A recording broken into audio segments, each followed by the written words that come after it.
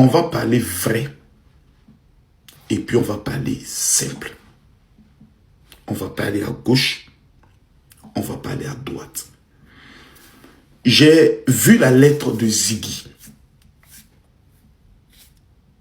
À moins qu'il y ait d'autres informations, non pas à notre possession, la prison n'est pas une bonne chose. Chère autorité,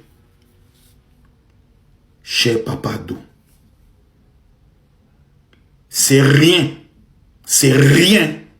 qui vient s'adresser à vous. C'est rien.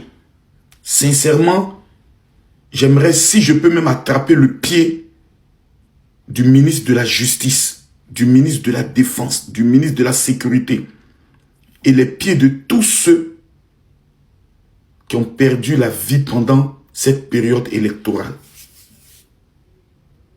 Je le ferai. Notre pays vient de tellement loin. Et notre pays a frôlé la catastrophe. Des gens étaient prêts à tout, même pour brûler ce pays. Les gens étaient prêts à s'allier à des États voisins pour rentrer dans notre pays et nous égorger. Nous n'oublierons jamais. Les problèmes de notre pays, nous savons les régler entre nous. Il y a un jeune qui s'appelle Dimitri, qui est sur les réseaux sociaux, qui est PPACI, Pro-Babou. Aujourd'hui, qui a ouvert les yeux. Et depuis le Burkina Faso, est en train de crier pour que d'autres comprennent qu'ils ont été dans une arnaque. Vous savez, moi, ce qui me fait le plus mal, c'est que les responsables même de la manipulation, aujourd'hui, sont en liberté. Les responsables, les femmes qui ont encouragé les jeunes dans leur inbox sont en liberté. Et ce sont les manipulés qui sont en train de pleurer avec leur famille. Ziggy, Yako. J'ai mal. Parce que sa mère est une servante de Dieu et je n'avais jamais su que c'était sa maman. Mon amie Naomi. La dernière vidéo que Ziggy a eu à faire, pour tous ceux qui iront sur sa page, pourront découvrir que sa dernière vidéo, c'était contre moi. Et elle était une menace contre ma personne. Je ne viens pas en tant qu'hypocrite. Je viens en tant qu'un être humain. Convaincu que Ziggy a maintenant compris. Quand Gbagbo fait ça, il a compris. Ce qui a fait peur à nos autorités, je vais vous l'expliquer, c'est que tous ceux à qui on a donné une chance se sont retournés encore avec plus de violence. Mais j'aimerais vous donner le cas de Peter 007 qui a compris. Beaucoup ont compris que dans Dabachi, il n'y a pas à venir. Parce que le président Alassane Ouattara est le meilleur qui travaille dans l'intérêt du peuple. Chère autorité, je vous demande pardon. Non pas à cause de moi, mais en m'appuyant sur un instrument divin, la Bible.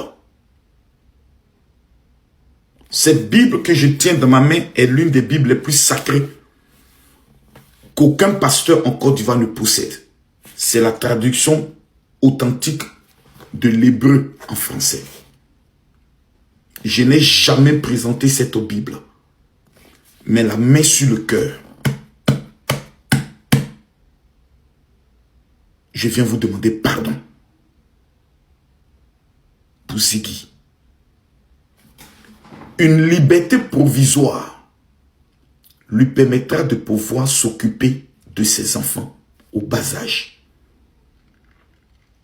de sensibiliser certains de ses amis à comprendre que la vie dans laquelle nous sommes, au lieu de vouloir forcément détruire. On peut apporter des idées constructives, des critiques constructives. Nous, là, c'est ce que nous voulons être. Je vous demande pardon. Au Premier ministre, je vous demande pardon. Au ministre d'État, vice-premier ministre, Téné Birahima Ouattara, homme de cœur. Papa, je vous demande pardon. Au ministre de la Jeunesse, Ziggy est jeune, je vous demande pardon. Au ministre de la Justice, je vous demande pardon. Pardon. Il n'y a pas autre mot qu'on peut venir dire. Il n'y a pas autre justificatif. À Madame la Présidente du Conseil constitutionnel. Maman, on vous demande pardon. Le pardon permettra à un fils de ce pays qui reconnaît maintenant son erreur pour avoir changé d'avocat. Ce changement d'avocat-là veut dire beaucoup de choses. Madame Nadi Bamba lui avait donné un avocat. Ziggy a décidé de changer d'avocat car il a compris beaucoup de choses. Pardon. Accordons à ce fils une chance de pouvoir être utile à son pays et de réparer ses torts.